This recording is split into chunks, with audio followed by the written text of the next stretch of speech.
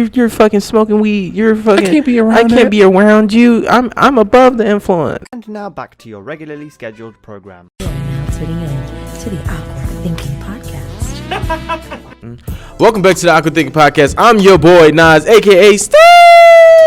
What up? I'm Vince. And we are the friends you never knew you needed. All that in a bag of chips. Regular guys with awkward lives. Awkward thinkers. White people claps in the building. Make sure you like, comment, and subscribe. Once again, I want to live so nicely on a yacht doing cocaine with some of the most finest women that God has ever created, and looking at the most beautiful views that God has created. Anything you would like to add? I'm tired of having to be in shootouts and crack houses and stuff to support my family. I got like 13 kids and I'm trying to take us out of the hood, and y'all got the power to change that. I'm broke, nigga, and you got the power to change that. But no, make sure you like, comment, subscribe, and make sure you sharing our content. Like if you watching this on TikTok, if you watching this on YouTube, or even listening to us on Spotify or Apple Podcasts, make sure you sharing it with your friends. You telling people about us, and just tap in with us. Yeah, so I'm glad that you touched on a little bit of bandos, criminals, stuff like that. And I have some disheartening news for our viewers and our listeners. They're closing the Dollar Tree? No, they're not closing the Dollar Tree, but something similar. The Zordon of the pod has gotten arrested. They've caught up with her. She's got I think like 10 kilos of cocaine. They booked her up for it, and it's tough because when we were really trying to help, and she's such a sweet person, trying to really help her get out the streets and stuff like that. We didn't care about the felonies or nothing. We were just like, come on to the show, spread your wings, change your life. Exactly. It was hard. It seemed like she struggled with it a lot. And I thought that too. Every episode that we would have her on, I would be like, oh my gosh, she's this close to breaking. Yeah, and because we're not paying enough, and I know people are in her ear. It's remember when Tasty went back to jail? Yes, that's similar to what it was. All she knew was jail. So all Sharice knew is essentially jail. And she stole that motherfucking burger. Yep, for nothing. Let's get a little bit into our lives. How you been, man? I've been good. I've been really chilling. Life been lifing, but not in a bad way. I've been managing it as an adult. Yeah, it's good management. I tried to do my first big boy adult thing, and I sat through a little master class. Oh, that's nice. It was okay. It went good. It was somebody I see on Instagram a lot. Always, that's usually the primes. Yeah, they're like a content creator. They do stuff like this. They're a podcaster, and they advocate for Yeah. And so I'm like, all right, I tap in, and so I hit the link. How much did you pay? I ain't pay nothing. It was free. Okay. I'm not paying for a lot of shit. I ain't gonna lie.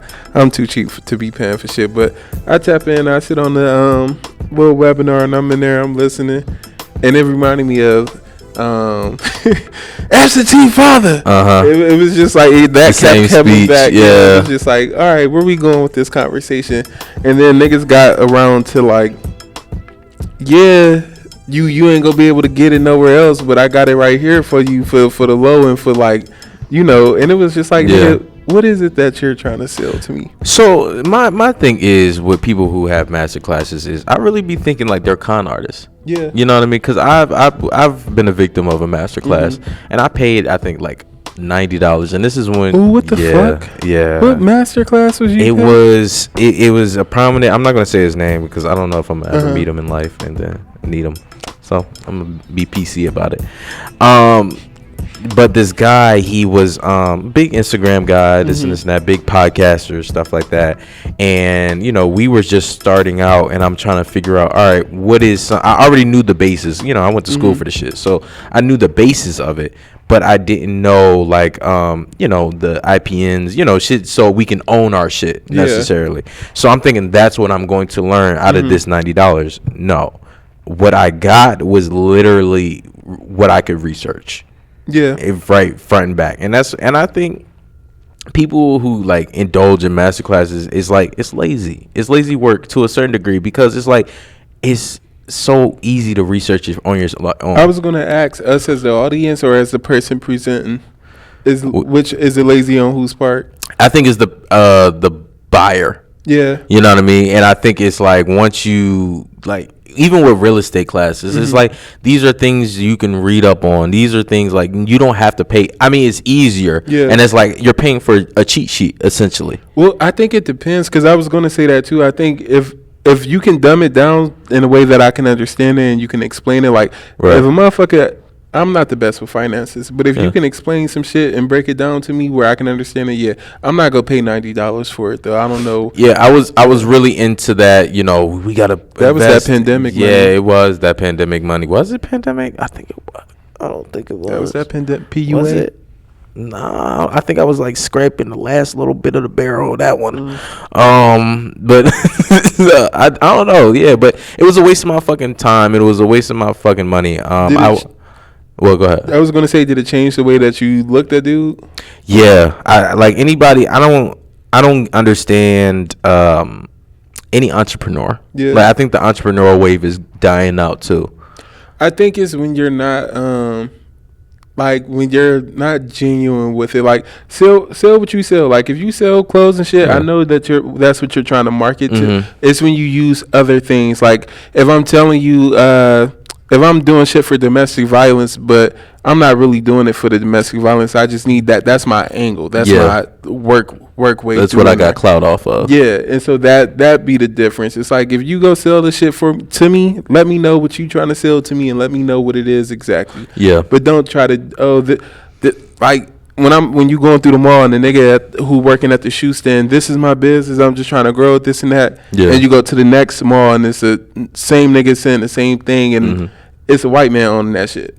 Yeah, and essentially that's what I feel like. I don't feel like I feel like master classes or any type of digital things, because I remember some of my homies was like selling digital books, and these are books like free PDF files and stuff like that. That's why I said, like, if you're doing like shit like that, please do your research, bro. Like, do not waste your fucking money. Like, and it'd be like, let's say Martin Scorsese does this. He tells you the ins and outs on how to make a perfect script and stuff like that, especially in the creative realm. Yeah, you know, I always find it confusing in that realm because it's like, how, yes, it worked for X, Y, and Z in their creative process, but as an individual, you have to find, yes, you can grab inspirations and stuff, but you have to also find what works for you and what new thing you can bring.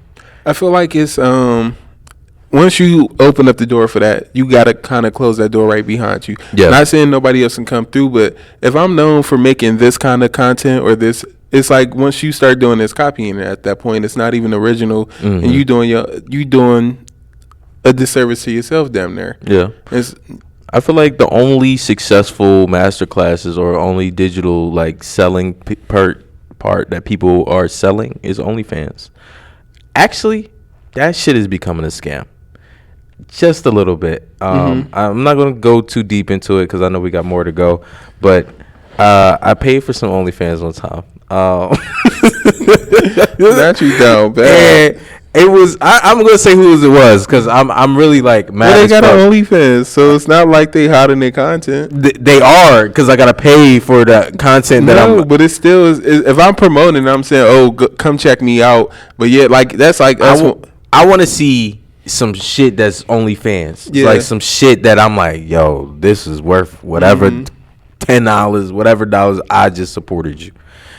It was Blueface sister. She had an OnlyFans, and I was like, let me see what her shit about. I really just wanted to see what it was about. That's sad. And it was nothing.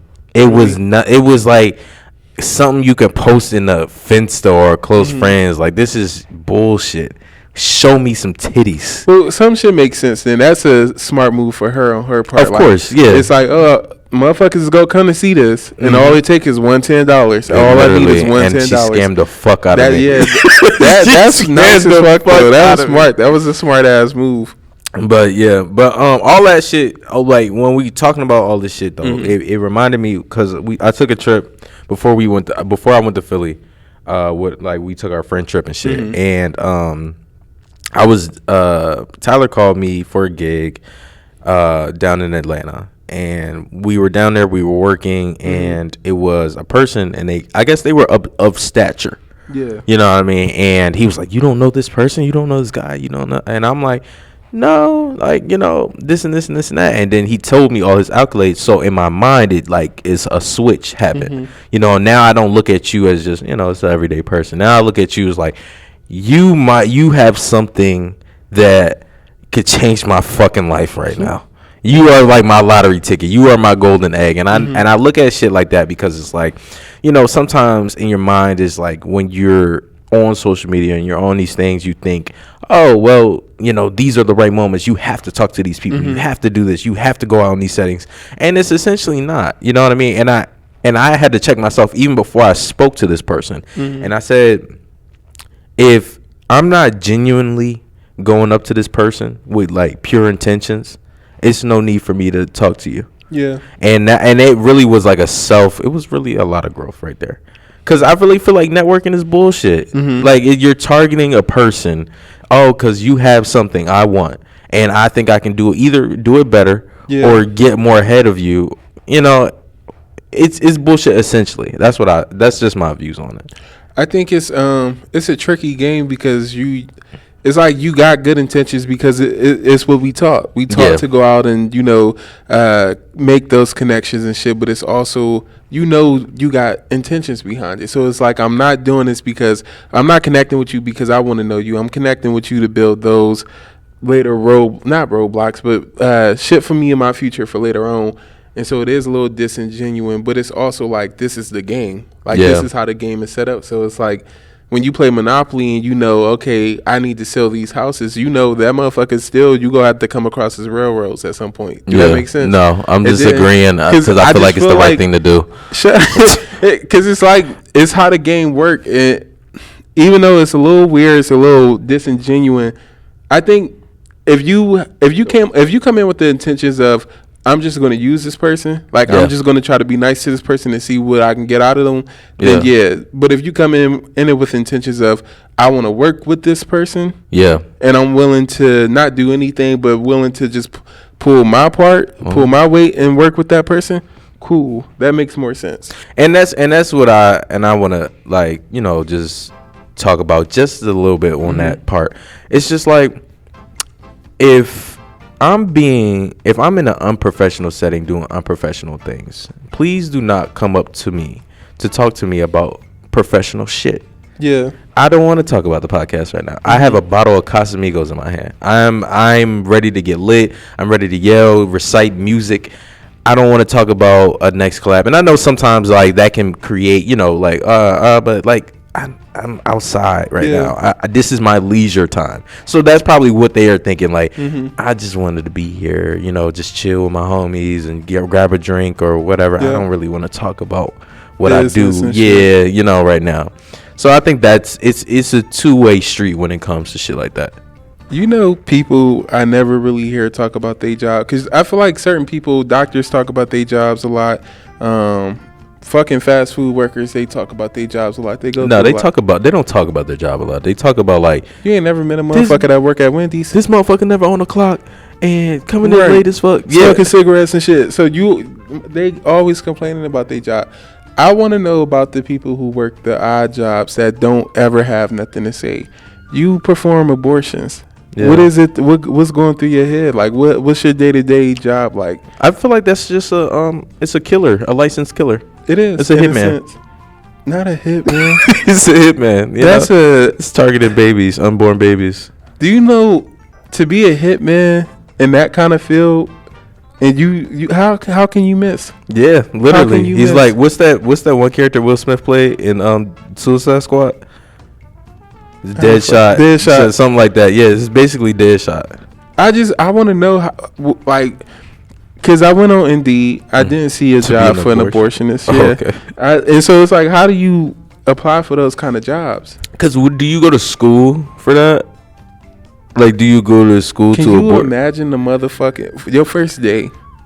Well, imagine your first day, like the first day on the job, and you got to do the abortion. Like, what if you fuck up? You know how people, like, you know, like new nurses, they fuck up on finding a vein, and like, I don't know how it goes, but if you fuck up an abortion and a arm still hanging out the coochie, that's just insane. Arm hanging out wasn't you like a? No, I was not a fucking survivor fucking baby, nigga. Don't we know a survivor baby? I don't know. I think we do. I thought we knew somebody who was supposed to, like, they tried to get an abortion on them, but it didn't work. I wonder what they like. I wonder what's that story like. That had to be a core memory.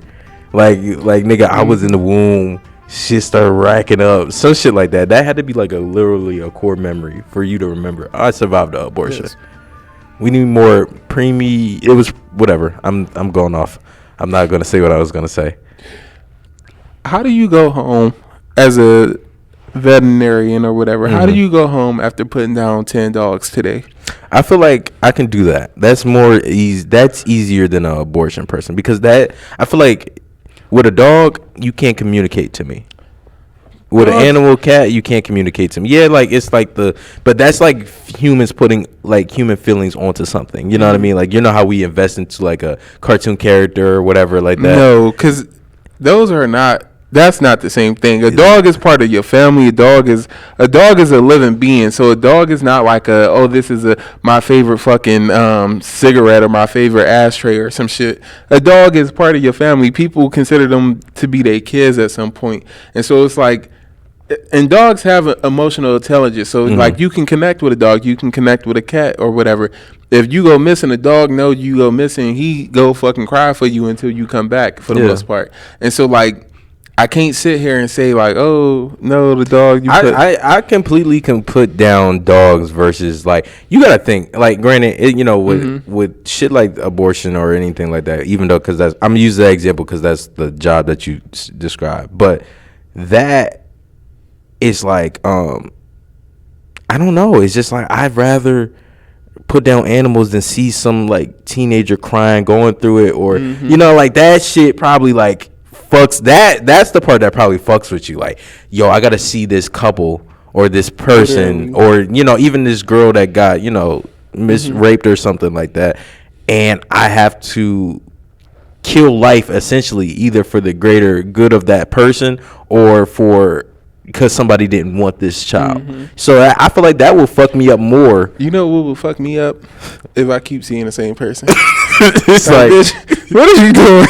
Like, it's like at some point we gotta get one. We gotta get one out of here. You can make me the Godfather. We can double it up. I wonder if somebody ever been petty enough to be like, oh yeah, it's done, and then like kept it going. They would probably do that. You remember what's that fucking movie? Not nepotism. Nymphomaniac. When she did that hanger. Shorty. I don't even think she could have kids no more. She scraped the shit out of her shit. Ooh, I remember when we seen it. It was just like and I feel like that shit was real. That shit wasn't like nigga. That was fucking fake. I don't know, cause they was fucking for real. Oh, I didn't know they was really fucking in that movie. Yeah, I don't think they was really giving out abortions. That's insane.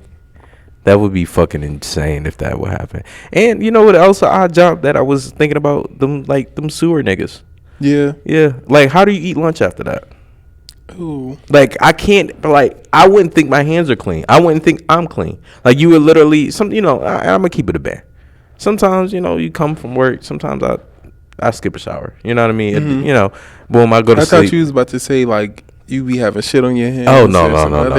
If I see shit on my hands, even if it's my shit, I'm like, I need to wash my hands. But if you skip a shower, go to sleep, I wake up next morning and take a shower. But like, you can't miss a fucking day. You can't. Even when you're a trash man, you cannot miss a fucking day. I want to know, how the fuck do your nose adapt to that? Yeah, because it got to be a 30 million different smells just all forming down there, and you just go down there and that shit just be. I wonder what they be finding down there. I wonder if it's a body, like how many bodies they found, whether in trash or in the sewer. There's been a couple bodies found in the sewer in Cleveland. Oh, really? Yeah. Is that like a tradition, like a paraded thing? No, it's just fucked up, Is it like the Italian mafia like that? Like, how like people find people in the ocean and shit like that? And is it like that type of shit? Oh, it's just I don't know, niggas. Babies and all types of shit. No, bitch, not no fucking babies. It was some grown man that was found in the sewer. Oh, damn. Sad as fuck. Damn, that's crazy. Oh, R.I.P. him. It'd be people, families and shit. So damn, that's sick. Black people judge a lot, and this is the only thing I don't like when black people like start new things. It's only because it's the same shit that we were all doing, like, say, a week ago. Yeah. And then they'd be like, oh, I don't do that. I don't know how. I don't see how y'all do that. Then now, everybody don't fucking do it. Yeah. Everybody don't do that no more. But it's one thing I will say people can judge anybody on. If you pick up a fucking Dasani water, it's similar to picking up a fucking cigarette. I feel like you don't care about your lifestyle. You don't care about what you do in the rest of your life. Like, that's a crash out drink. Legit. Dasani water is a crash out drink.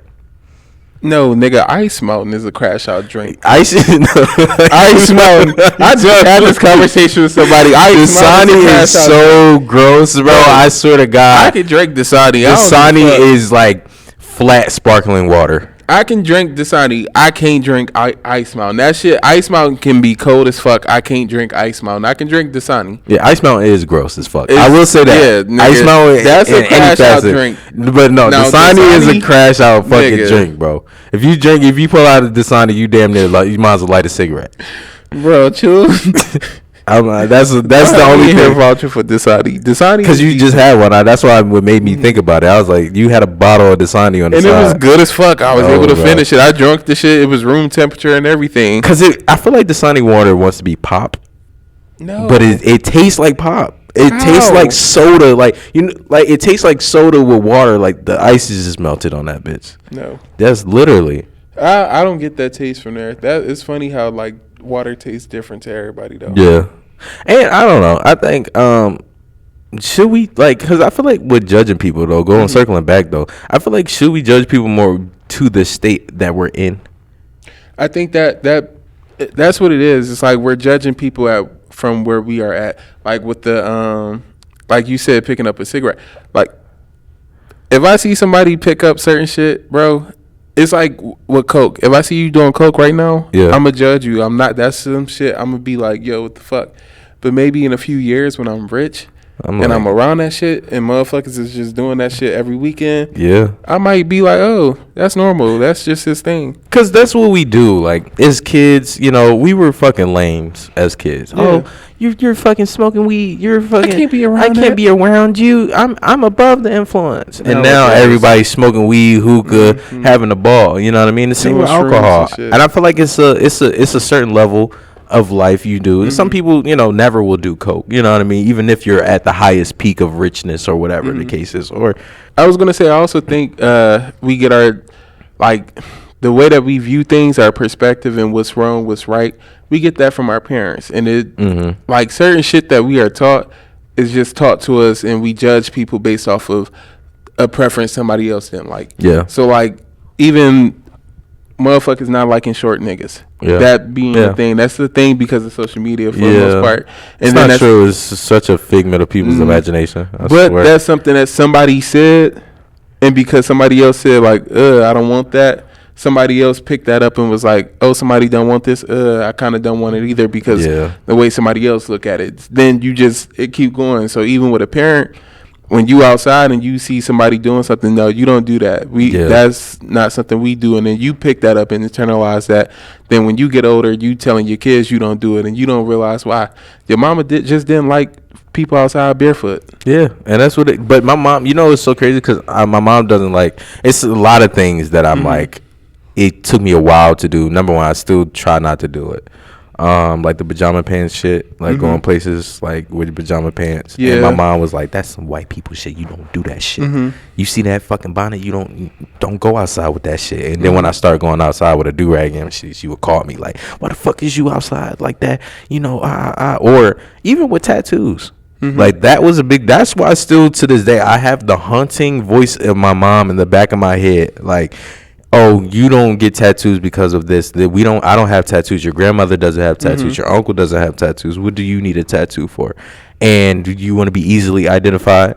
Do you, shit like that. So I'm like, and my head is so singed in there. And then my grandma brought the Bible into it. Like, it's in the Bible, this and this and this and that. And I really do want some tattoos and shit. I mean, they great points. But since those judgmental actions always matched up with the negative examples of what they showed me, so it's like, oh yeah, that makes sense. And I think that's what a lot of people like. it could be the right way, but since your parent judge, it's like racism, essentially. You know what I mean? That's what it was. All it took is one time, just a white person being racist enough and just being like, oh, I don't care for this person because they seem like they could be better than me. Yeah. They are all this and that. They black, they skin shiny and it's beautiful. And, Yeah. I don't fuck with that. And so what they teach the kid is we don't like this because of that, but they don't tell them I don't like them because I feel inadequate around them. I can't dance. Yeah. I don't have rhythm. I can't make music. Yeah. I can't invent shit right off the cuff. I can't invent beautiful I'm buildings. funny. I'm not an architect. Yeah. I'm not, you know what I mean? I'm not a genius. I can't teach myself all these skills out of nowhere. Yeah. I don't know how to season food.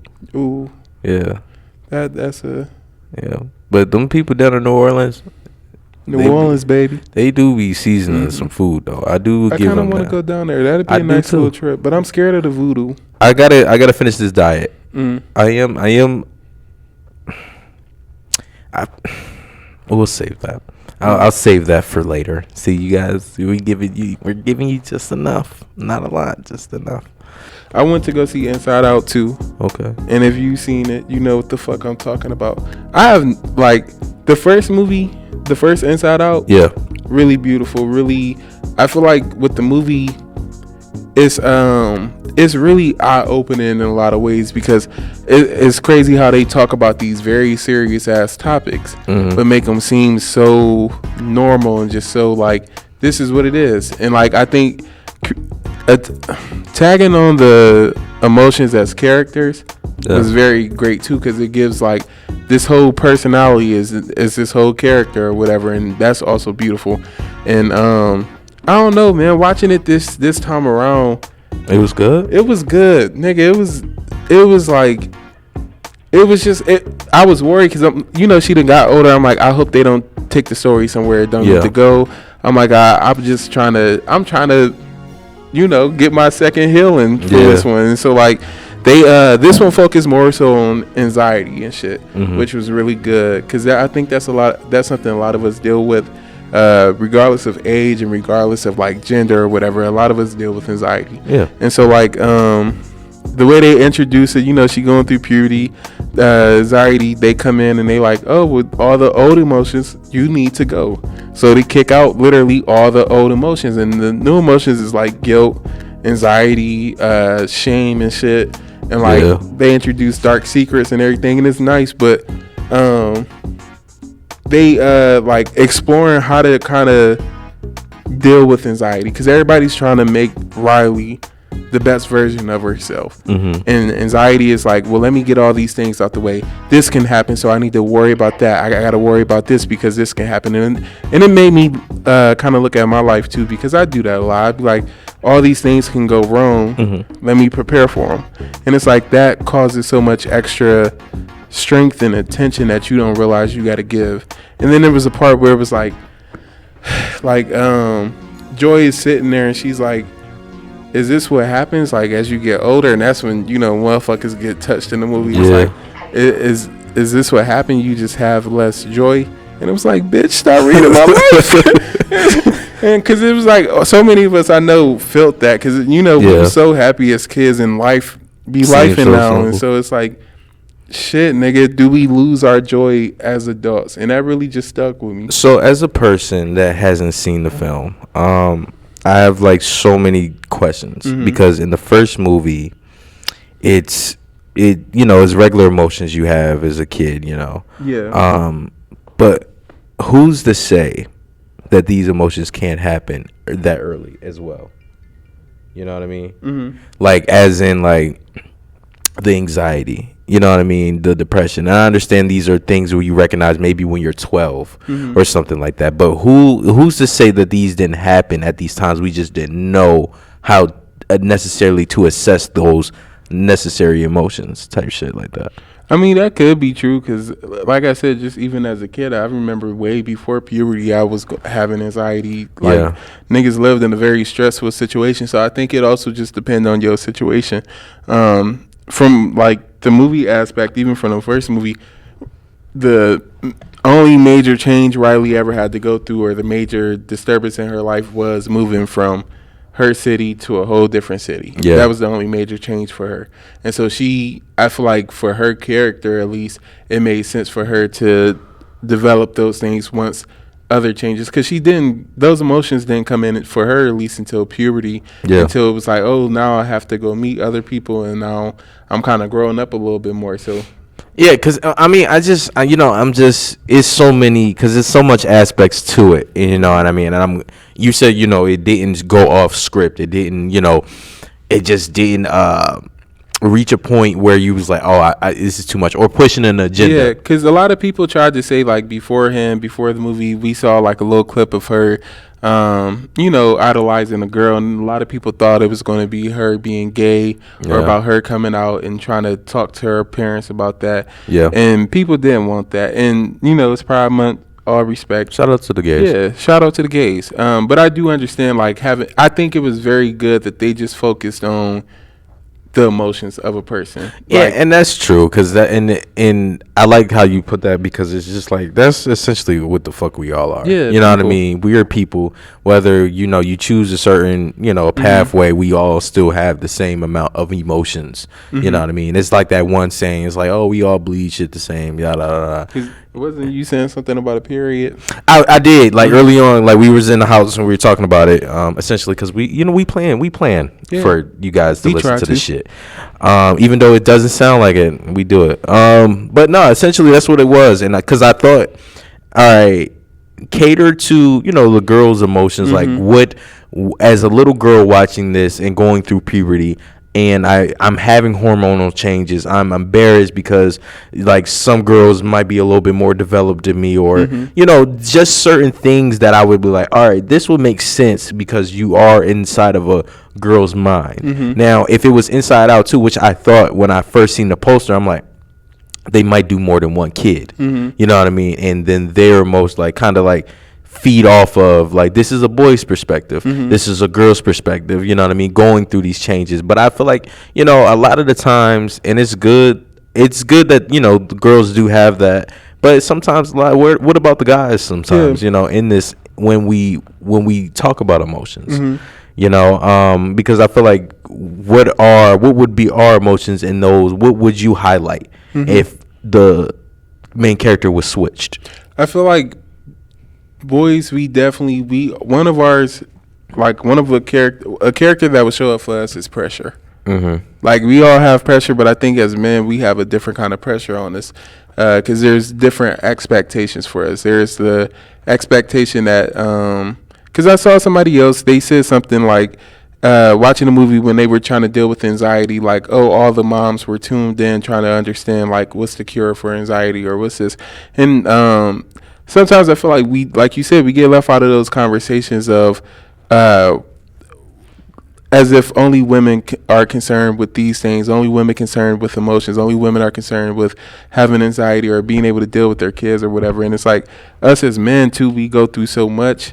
And I think that, like, while we're going through everything that we go through, we don't talk about it a lot. Like, it's not something for us to come out and be like, yeah, I'm going through this, or I'm dealing with anxiety. I think a lot of niggas go through anxiety, or a lot of niggas deal with anxiety, and it shows up as anger, because that's really one ways that we're able to show our emotions is through anger. When we show it, like, through sadness or anything, it's a perception of looking weak, and you know, niggas don't want that. Nobody wants to be perceived as weak. And I think it's so necessary, because you know, I feel like with us, both of us, we don't have the same stigma as a traditional man. I would like to say that.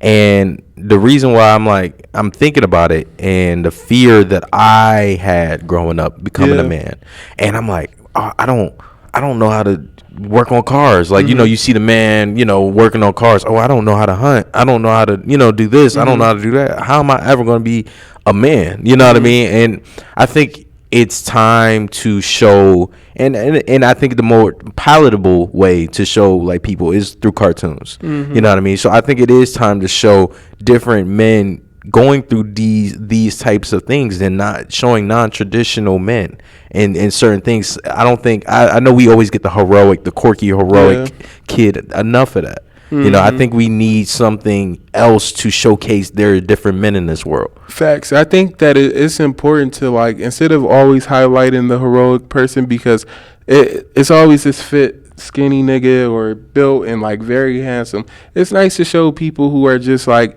this person is a hero in his own kind of way, or this person is not necessarily the hero, but this person has value in these places. Because I think, again, as the chubby kid who grew up, who didn't feel like the most handsome kid in the classroom or whatever, you feel like, okay, do I hold less value in certain places? And then people treat you almost as if you do hold less value in certain places. So it's like stuff like that is reaffirming. And I know, you know, a lot of people get into, well, we don't need to do this because then it sets the standard for this, or it makes people think that these things are okay. Like when we say, like, let fat people be okay with being fat, and then people be like, well, that makes people be obese. It doesn't. But I do think we need to hold space for people who look different, people who are different, and then again, like, just even becoming a man and that expectation of what a man. Like, Father's Day just passed. Yeah. And you know, with every Father's Day, you got women who are like, "Happy Father's Day to myself because I'm this and I'm that," and it's like Father's Day or not father. Being a father is more of just like raising a kid or just showing it like a kid what to do or whatever. There are certain things that a man has to teach his son, or a man has to see from another man, or at least learn from another man in order to be a man. And I do think there are certain things that we get pushed on in our community that is like, this is what you think a man should be, but this isn't what an actual man is. Like, we only get the tough, macho, brave dude, or the killer thug kind of nigga. Those are the two stereotypes that we get. We don't get the too much of the, I mean, you sometimes the goofy people, but it's like you don't get the quirky people who are like, I'm just to myself. I ain't into none of the other shit.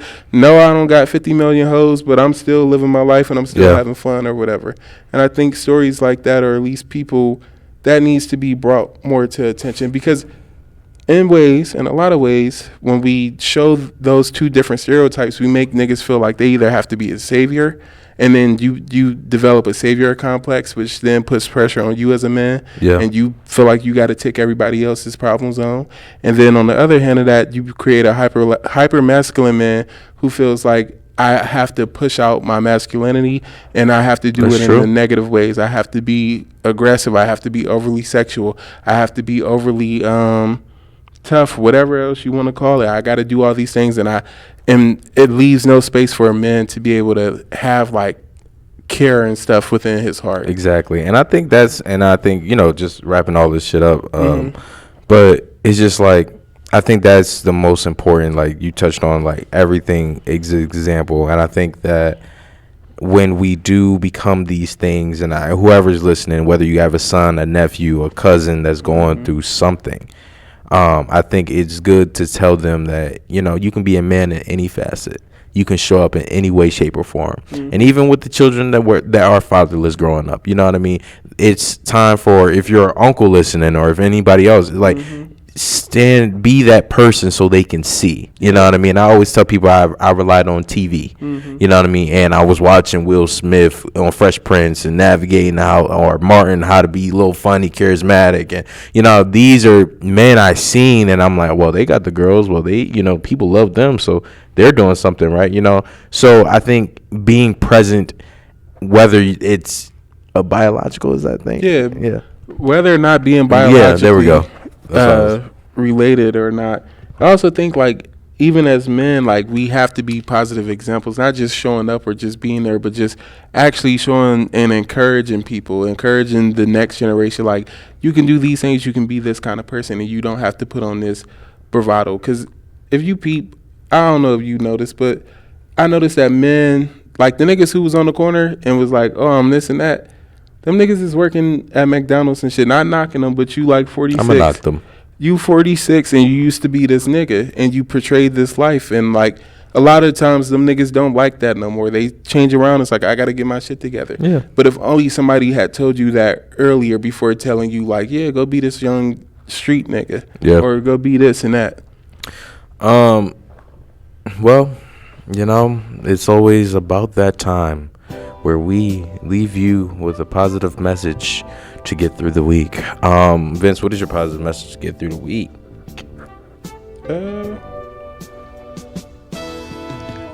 I would say, just again, in terms of the Father's Day stuff, women, if you are a single mom and you raising a son, the best thing that you can do for him is encourage him, and also hold him accountable in areas like, if he's fucking up, hold him accountable, but don't try to beat a man into him. Don't try to have him live up to a standard, and like, not in a disrespectful way, but if you don't have a man present, it's hard for you to try to tell your son what kind of man he needs to be if you don't have one present. And so, like, just keep that in mind. Ew. How do you end off with a fart? Nobody would have knew I farted. Well, now they know. Nobody would have. Now they know. And so you the type of person we just can't bring around. I think my positive message to get through the week is like what you like.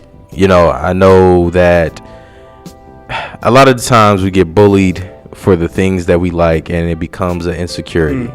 You know, and sometimes people are afraid because they like it too. You know what I mean? People are afraid because they like it too, and they don't want to be perceived in a certain way. And never let somebody cloud what makes your day bright. So that, I think that's what I want to leave off with. Once again, we'll do a collect call from Sharice. She's from jail. Usually we'll still have a positive message. If you want to send some money for her bill, you can always send it to the Cash App. The Cash App is always open. We are accepting donations. $15 for her commissary. So she can get some honey buns and shit. Yeah, some honey buns, some tuna, some, make some chi-chis and shit. So this is, you know what I mean? And this is for Sharice. Yeah, this is for Sharice, you know what I mean? So we holding it down. So if you're in the comments, if you got it past this episode, like, in the comments, say free Reese in the comments, or free Reese, or free Reese until it's backwards. There we go. That's what it would be. So I'm Nas. I'm Vince. Thank you for being awkward with us. See you next week.